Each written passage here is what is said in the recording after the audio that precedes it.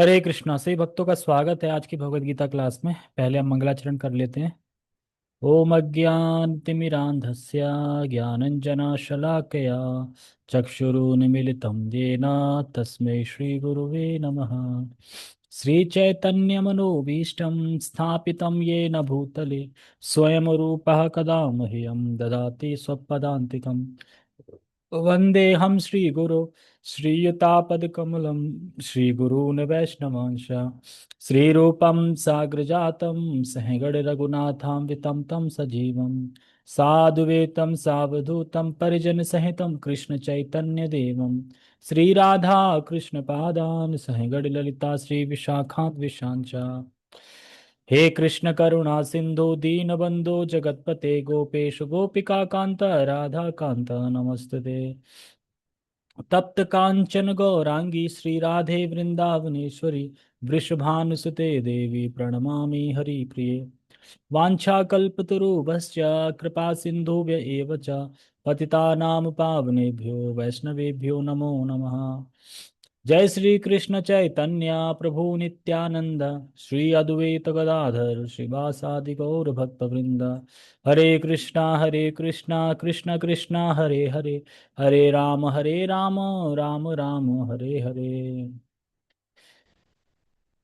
नमो विष्णुपादाय कृष्णपृष्ठाय भूतले श्रीमते भक्तिवेदांत स्वामिन् इति नामिने। नमस्ते सारस्वते देवे गौरवाणी प्रचारिणे निर्विशेष शून्यवादी पाश्चात्य देशतारिणे। ठीक है, हरे कृष्णा। तो आज हम भगवत गीता यथारूप से अध्याय 4 श्लोक क्रमांक 19 को पढ़ेंगे। तो 18 में हमने क्या पढ़ा था? 18 बहुत महत्वपूर्ण श्लोक था भगवत गीता का। कर्मण्यः कर्म पश्येत् अकर्मणि च सबुद्धिमान मनुष्येषु स युक्तः कृतस्न कर्म कृत। कर्मण्य कर्म या पश्येत् अकर्मणि च कर्म या सबुद्धिमान मनुष्येषु स युक्तः कृतस्न कर्म कृत। तो उसमें बताया गया था कि जो व्यक्ति कर्म में अकर्म देख रहा है और अकर्म में कर्म को देख रहा है, ऐसा व्यक्ति सभी मनुष्यों में बुद्धिमान है और सभी वो अपने कार्य करते हुए भी दिव्य अवस्था में रहता है। ये हमने कल पढ़ा था, कल मतलब पिछले श्लोक में। तो उसी को और आगे अब बता रहे हैं भगवान की जो अकर्म में कर्म देख रहा है वो बुद्धिमान है, लेकिन कोई कर भी तो रहा है ना। तो प्रैक्टिकल कैसे कर रहा है, वो कैसे करता है? तो बुद्धिमान जो वर्ग है, जो मनुष्य है, वो ऐसे व्यक्ति को क्या बोलते हैं? पंडित बोलते हैं। जो व्यक्ति व्यक्ति क्या कर रहा है कि जो कर तो कर्म रहा है लेकिन है वो अकर्म, तो ऐसा व्यक्ति को, जो बुद्धिमान लोग हैं, वो ऐसे व्यक्ति को पंडित कहते हैं। यानी थीम क्या है आज के श्लोक में? कि ये जो बुद्धिमान लोग हैं वो किसी को वास्तविक पंडित समझते हैं। तो ऐसा नहीं कि सिर्फ देखने वाला है।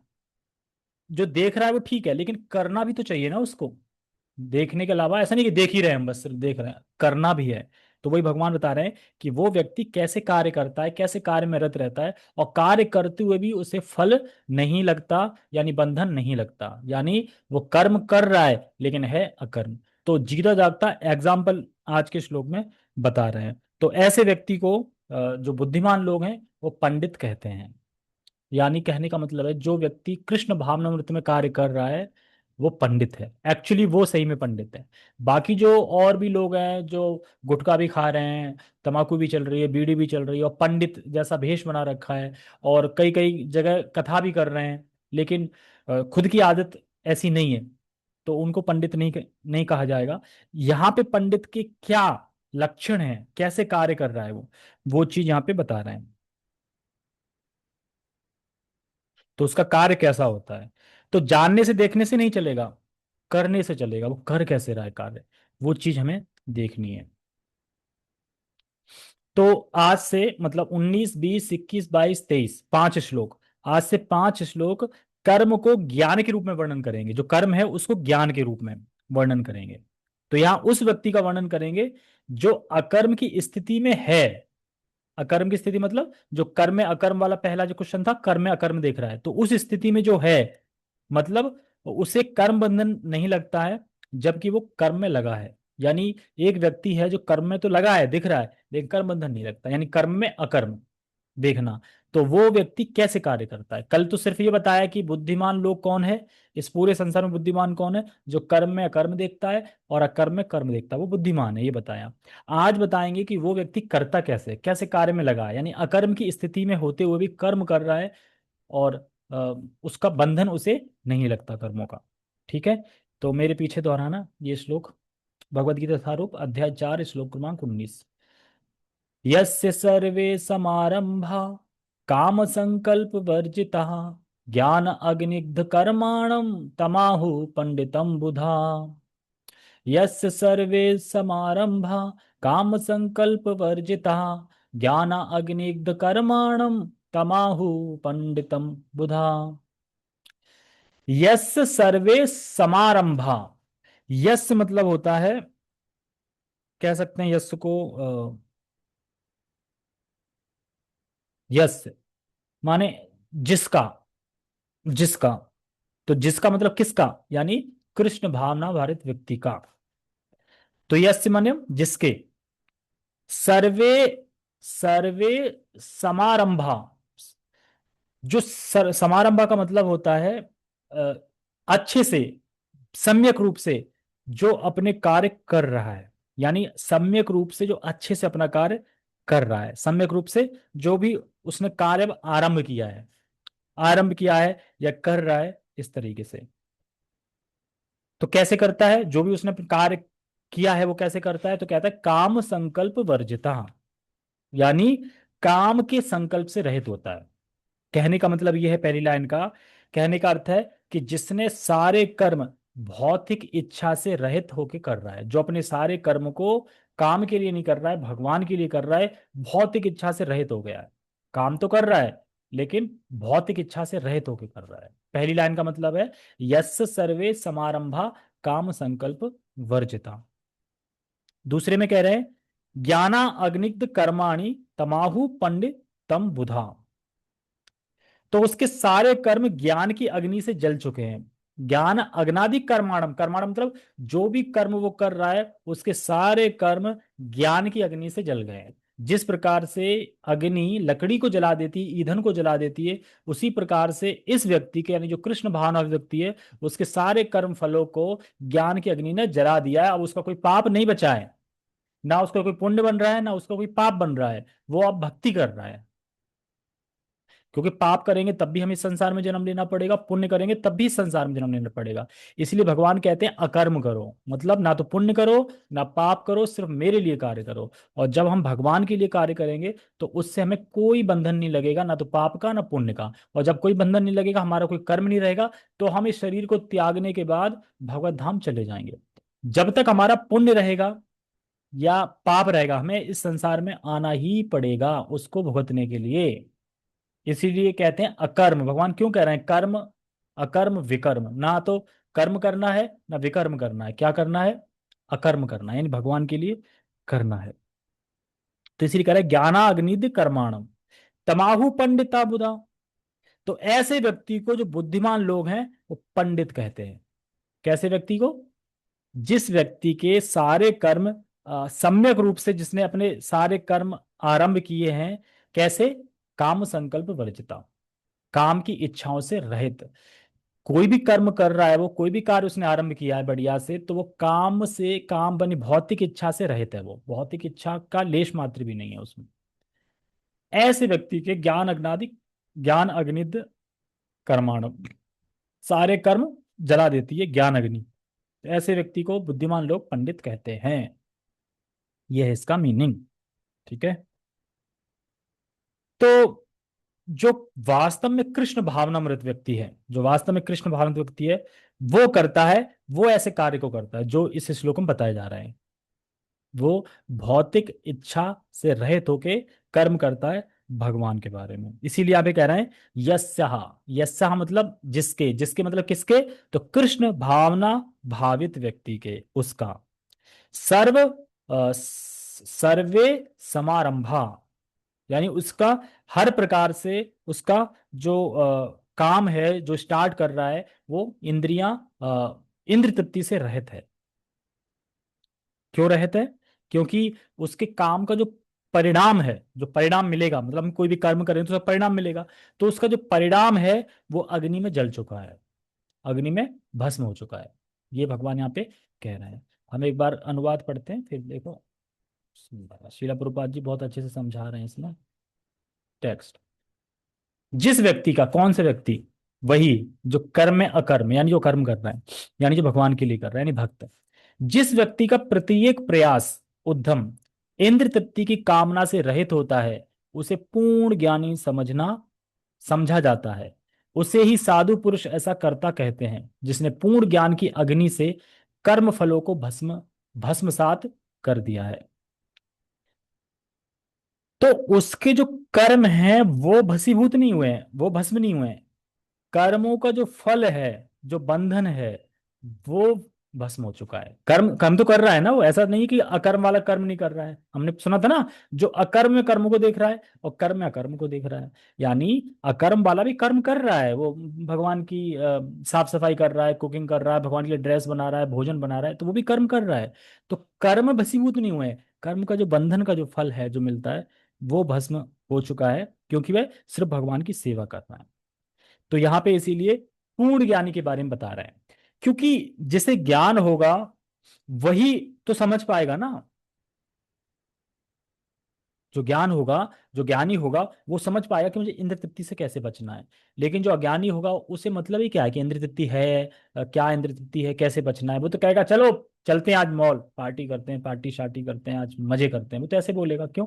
ज्ञान नहीं है ना। इसीलिए कह रहे हैं पूर्ण ज्ञानी समझा जाता है किसको? जो इंद्र तृप्ति की कामना से रहित होता है। तो इसीलिए इस चैप्टर का नाम भी क्या है? दिव्य ज्ञान। तो उसी ज्ञान की बात हो रही है कि जो ज्ञान रूपी अग्नि है वो उसके कर्म फलों को, जो परिणाम, काम के जो परिणाम मिलते हैं, उसको भस्म कर देती है, उसको जला देती है। इसीलिए यहाँ पे ज्ञान को फायर से कंपेयर करते हैं, यानी आग से। जिस तरह आग लकड़ी को जला देती है, उसी प्रकार से जो हमारे जो दिव्य ज्ञान है वो हमारे कर्म फलों को भस्म कर देता है, यानी जला देता है।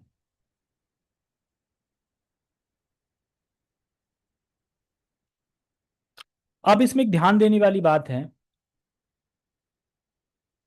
कि वो कर्म करता है, पर उसके सारे कर्म क्या है? काम इच्छा से रहते होते हैं। काम इच्छा मतलब कि तीव्र डिजायर, भोगने की डिजायर। जैसे कि भोगने की मतलब कि होता है ना कि कभी हमें किसी चीज की बहुत सारी डिजायर, बहुत ज्यादा तीव्र डिजायर होती है, नहीं भोगना चाहता हूँ, वो नहीं मिलेगी तो ऐसा लगेगा कि अब मैं रह नहीं पाऊंगा। तो उसको बोलते हैं काम इच्छा। क्योंकि हमारा जो कर्तव्य है, हम जिस जिस वर्ण में हैं उसके अकॉर्डिंगली हमें अपना कर्तव्य करना चाहिए, ठीक है। लेकिन जो ज्यादा ही तीव्र इच्छा होती है वो काम में परिणित हो जाती है, तो उसकी इच्छा से वो रहित होता है। वो कार्य करेगा लेकिन भक्ति के लिए, यानी वो भक्ति कर्म करता है। भक्ति कर्म मतलब सिर्फ भगवान के लिए, तो उसी को बोलते हैं कर्म में अकर्म। ठीक है, अकर्म करता है। जैसे कि एग्जाम्पल शिला प्रभुपाद जी। शिला प्रभुपाद जी शुद्ध भक्त हैं, ठीक है। और फिर भी मैनेजमेंट कर रहे हैं, मैनेजमेंट कर रहे हैं और फोन लगा रहे हैं, शिष्यों से पूछ रहे हैं कि वहाँ का कैसा चल रहा है, वहाँ राशन पानी अच्छे से आ रहा है, वहाँ पे कितना इनकम हो रही है, वहाँ पे भक्त कितना खर्चा कर रहे हैं, ये सब मैनेजमेंट कर रहे हैं वो। अब आप सोचोगे तो शुद्ध भक्त है, मैनेजमेंट कर रहे हैं। तो यही है कर्म में अकर्म देखना। समझ रहे हैं ना? कर्म तो कर रहे हैं लेकिन है क्या वो? अकर्म। क्यों? किसके लिए कर रहे हैं? भगवान के लिए कर रहे हैं।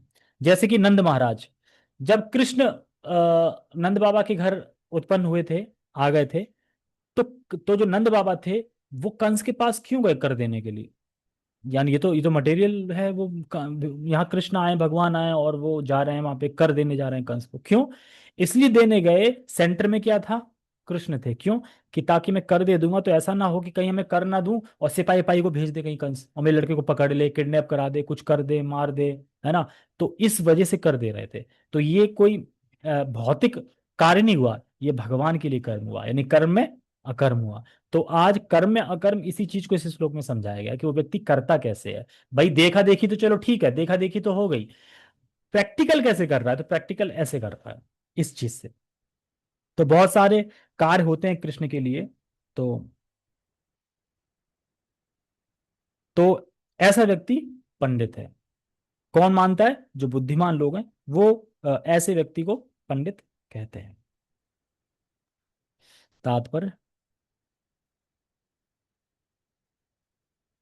केवल पूर्ण ज्ञानी ही कृष्ण भावना भरित व्यक्ति के कार्यकलापों को समझ सकता है। अब ये बहुत हैवी लाइन है।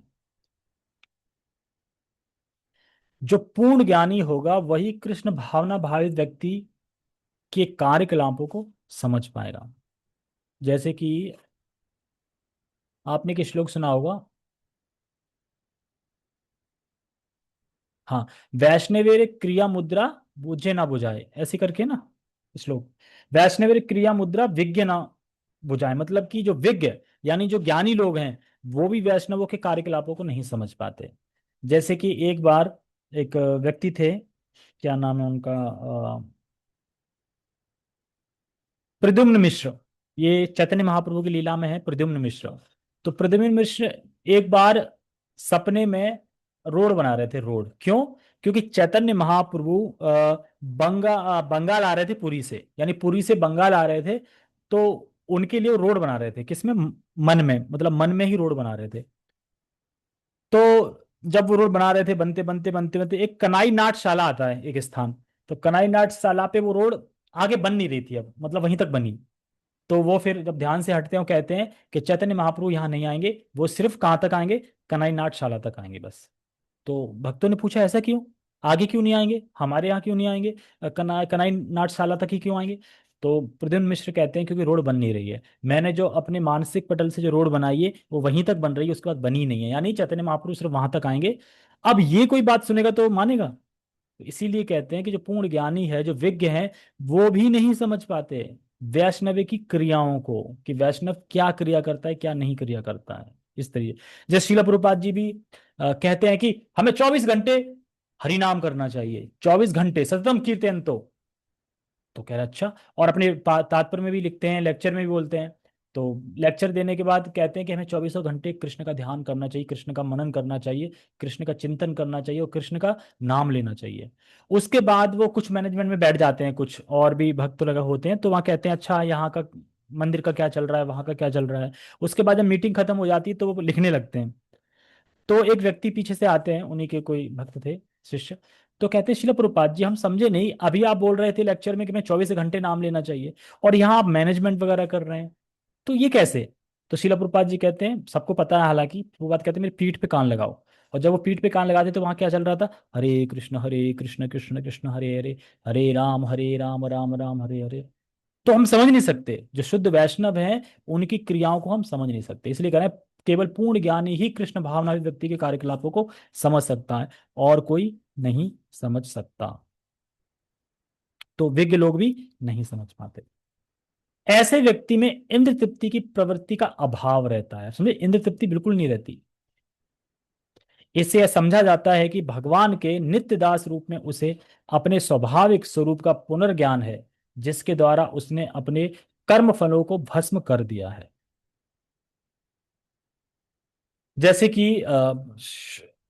ऐसे व्यक्ति का क्या है कि जो मिथ्या अहंकार है, मिथ्या अहंकार मतलब कि हम जो नहीं है हम वो सोचने लगते हैं। अहंकार मतलब कि अ, एक होता है ट्रू अहंकार कि मैं कृष्ण का दास हूँ, एक और मिथ्या अहंकार कि मैं इसका दास हूँ, मैं उसका दास हूँ, माया का दास हूँ, मेरी ये फैमिली सब घर संसारी सब आ जाता है। तो जिसकी मिथ्या अहंकार की ग्रंथि कट चुकी है और जिसके सारे संशय खत्म हो चुके हैं, संशय मतलब कि पता नहीं शास्त्र में लिखा है सही लिखा है कि नहीं लिखा है, अभी आप लोग जूम पे बुला तो लेते हैं और भगवत गीता भी पढ़ा ही रहे हैं, अब पता नहीं सही लिखा भी है कि नहीं लिखा है, ऐसा ना हो कि हम रिचार्ज करते करते पूरा जिंदगी हमारी खप जाए और कुछ ना मिले। तो ये जो संशय रहेगा तब तक आप आगे बढ़ नहीं पाओगे भक्ति में। तो ये कह रहे हैं कि जिस व्यक्ति की ग्रंथि कट चुकी है, जिस व्यक्ति के सारे संशय समाप्त हो चुके हैं, और जिसने अपने कर्मों को समाप्ति, जिनके कर्मों की समाप्ति हो जाती है, जैसे यहाँ बता रहे हैं कि उसको अब कर्म फल नहीं मिलता, सारे परिणाम उसके भस्म हो चुके हैं, तो ऐसा व्यक्ति अपने को आत्मा के रूप में देख पाता है, फिर भगवान को भी देख पाता है। तो इसी व्यक्ति का शिला प्रभुपाद जी बात कर रहे हैं कि स्वाभाविक स्वरूप का पुनर्ज्ञान है, जिसके द्वारा उसने अपने सारे कर्मों को भस्म, कर्म फलों को भस्म कर दिया है। इस तरीके से जिसने ऐसा पुनर्ज्ञान प्राप्त कर लिया है वह सचमुच विद्वान है। भगवान की नित्य दासता के इस ज्ञान के विकास की तुलना अग्नि से की गई है। ऐसी अग्नि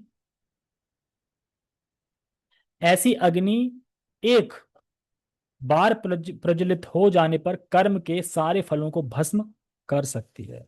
तो सारे कर्मों को भस्म करने का मतलब क्या है? जैसे हमने बोला हरे कृष्णा, तो समझो सारे आपके कर्म का जो फल है वो सब समाप्त हो चुका है, यानी आप क्लीन हो चुके हैं।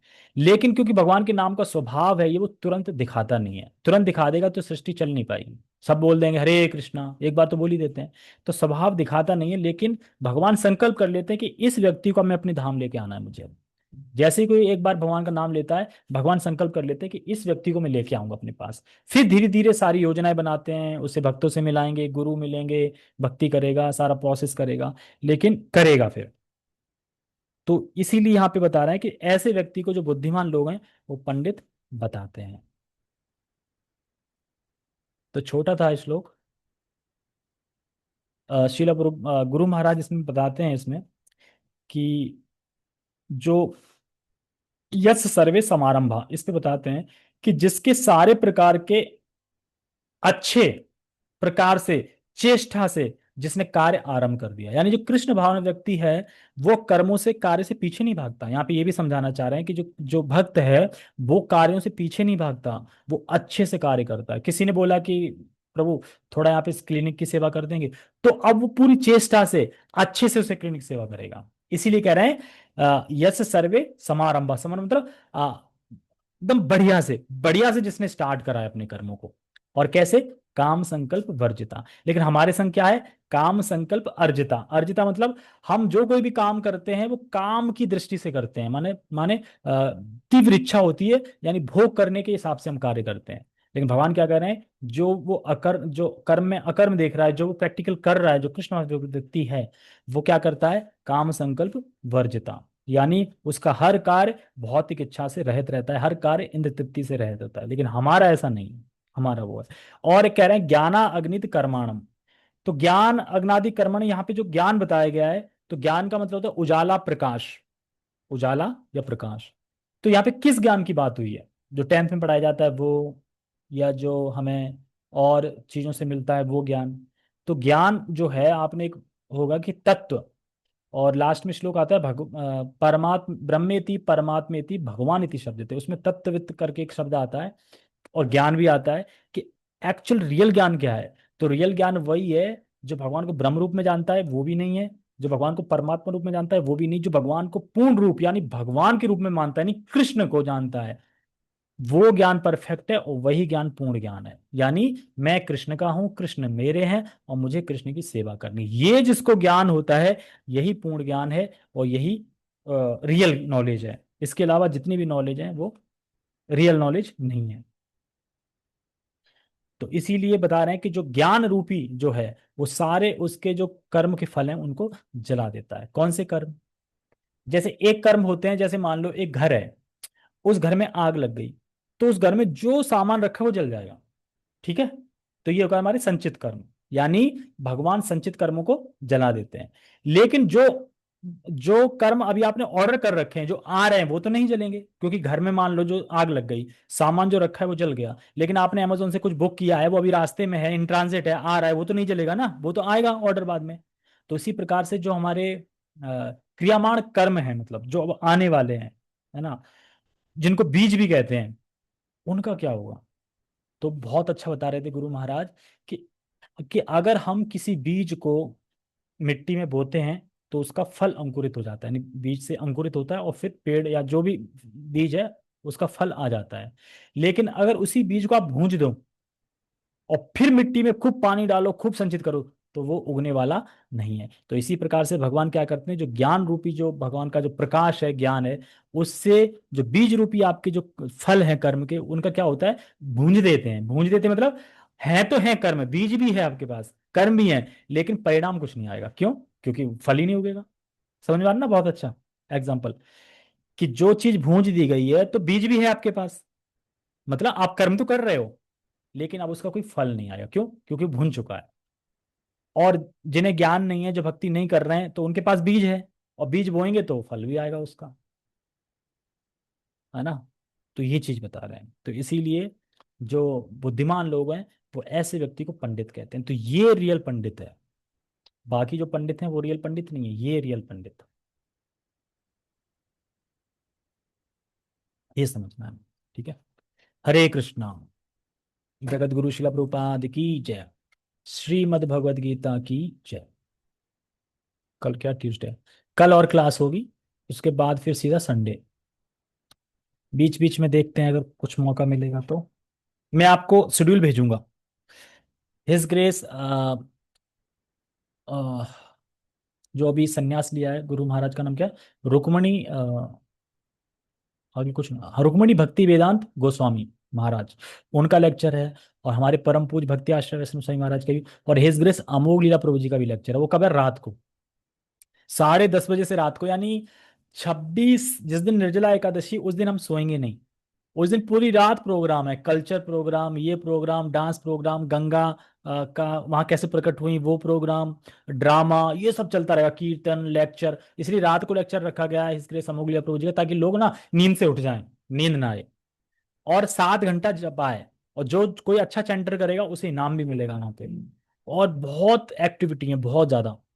उसके बाद फिर पारण है 5 बजे से, नींबू पानी इत्यादि होगा। फिर ब्रेकफास्ट है। ब्रेकफास्ट है हल्का। उसके बाद सब लोग जाओ और सो जाओ। यानी 6 बजे से लेके 12 बजे तक स्लीपिंग है, क्योंकि हम पूरी रात जगे होंगे। 12 बजे से स्नान है, डेली स्नान है दोपहर में, 12 से 1 डेली गंगा स्नान है।